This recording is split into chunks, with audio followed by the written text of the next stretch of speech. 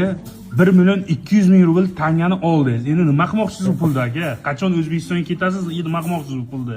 Hamma qiziqyapsiz pulingiz bilan. Kommentariy to'lib ketdi aka, pulni oldi degan gap bilan aka. Nima qilamiz aka? Tez kunda qaytamiz avvalambor, xudo xolasa, nasib bo'lsa. Nima qilardim aka? Nasib bo'lsa borgandan keyin kreditlar yopib, qarzlarni yopib, nasib bo'lsa ota-onamni umraga jo'natmoqchiman. Bu вообще zo'r narsa. Zo'r narsa. Umraga borish kerak. Umraga aka, shunga o'zi xarajat qilmasdan bironta tur topib bersak qanday, nima deysiz? Siz hozir shunchalik trenddasiz. Million odam ko'ryapti aka sizni. Siz undan xarajat qilishingiz ham kerak emas. O'zbekistonda bir dastoyni bir tur bordir.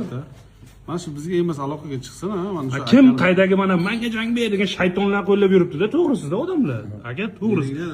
Haqiqiy geroyni qo'llaydigan vaqti oilasini jo'natmoqchi, begonani emas, bir boshqa narsaga so'ramayapti.